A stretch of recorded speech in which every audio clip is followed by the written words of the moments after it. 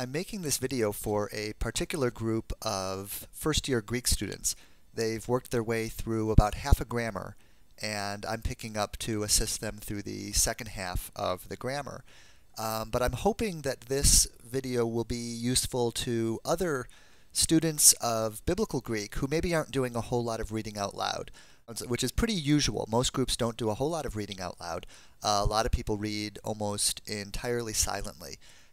There's one level of what can't even really be called reading, where you're sort of looking at it and saying, okay, that's the one that sounds like eh, that's the one that sounds like muh, that's the one that sounds like puh, and you just put it all together, and that's a nightmare. You can't do that. Or looking at the word and saying, oh, the word that looks like this is the word that means sin, or something like that. Big problems. There you're not reading, you're just decoding badly. Then there's those who are reading silently. But if you're reading silently, you are subvocalizing. You are hearing a voice in your head, and we want that voice to be an accurate one. So get it out loud so that it can be heard. You don't know what you're reading until you hear yourself read it. What we should be going for is the ability to sight read from the page such that producing the sounds of the words on the page is not an effort. We want to be able to just look at it and read out loud, to go to a random text and read through and produce the sounds without a whole lot of effort, even if we don't understand what we're reading. Ideally, I'd like to see a fluency-based approach to Biblical Hebrew and Biblical Greek. There's folks like Randall Booth and others that are doing a lot of work along those lines. It's a second language acquisition-based approach. Where one learns fluency and one becomes fluent in the language before ever reading texts at all. But not everyone's going to do that, and not everyone's going to do it anytime soon. But in the meantime, the ability to not read the language, Biblical Hebrew or Biblical Greek, simply graphically, which historically is the way most of us have learned, but instead to be able to produce the sounds without effort, for a number of reasons, not least of which is our ability to produce the sounds is often our first blunder check against error. We don't really know what we're reading until we hear it. And so I want to produce a short series of videos for these students, but also for any students who maybe who are reading Greek but haven't been reading Biblical Greek, but maybe aren't doing a lot of reading out loud yet, and to be able to have the chance to do so. And I'm going to be reading each text twice. First, reading the U.S. Erasmian pronunciation that is most commonly taught in classes on Biblical Greek, especially in seminaries and divinity schools and such. You can look this up, but it's an artificial pronunciation. In its origins, an attempt to produce something like the classical Greek that preceded Hellenistic, but without any idea that it really reflects what Hellenistic Greek sounded like. That's what I learned on, but I haven't used it for many years, so I'm not very good at it anymore, and that's going to be a little choppy, but I'm going to do my best. And then my second reading is going to be in a variation on modern Greek. After I used Erasmian for a number of years, I made an effort to switch to modern Greek, and I read in a purely modern Greek style.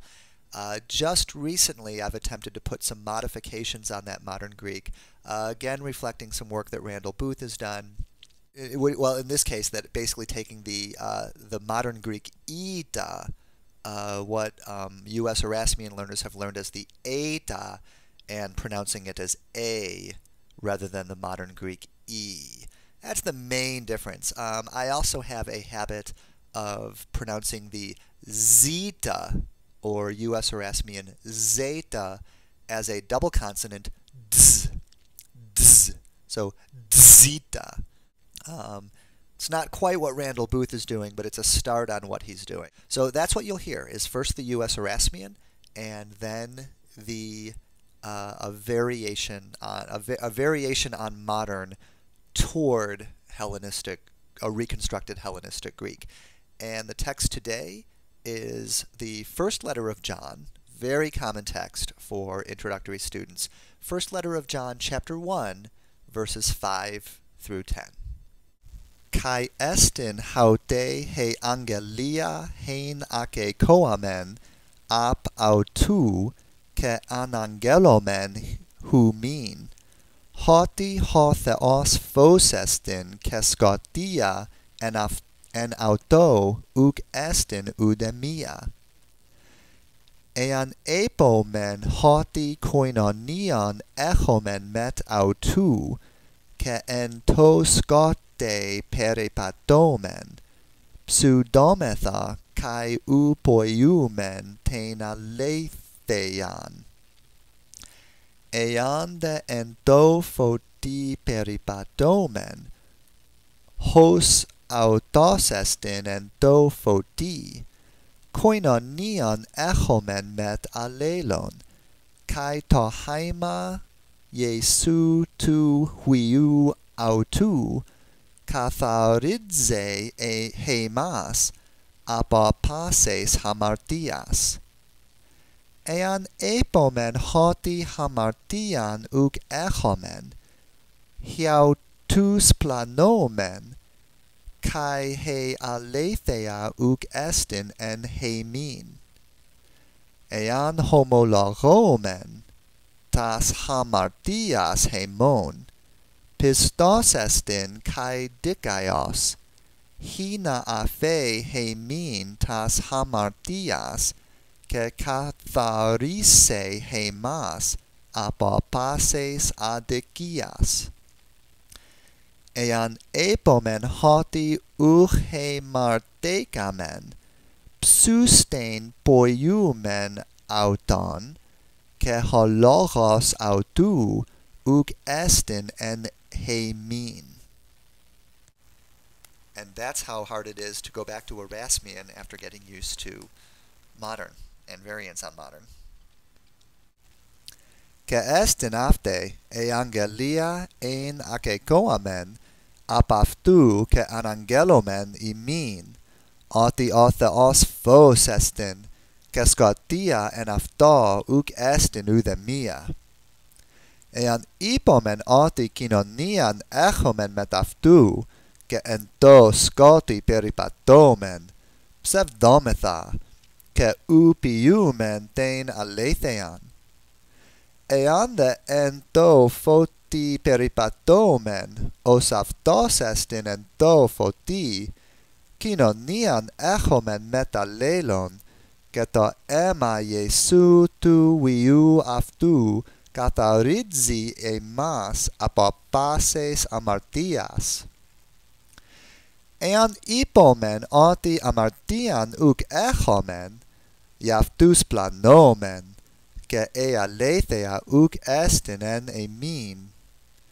Ean homologomen tas amartias emon, pistos estin ke dikeos, ina aphe emin tas amartias, ke katharise emas apopases adikias.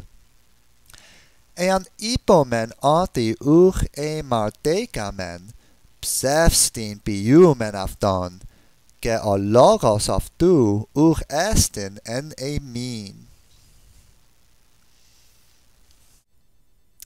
And that's it. I hope to continue this video series with, maybe, 4 or 5 more, half a dozen, something like that, goes where I'll pick a text and I'll read it in the U.S. Erasmian style for those who have learned that and are continuing to use it, and then also in the modified, in the modern Greek modified toward a reconstructed Hellenistic for those who would like to experiment along those lines.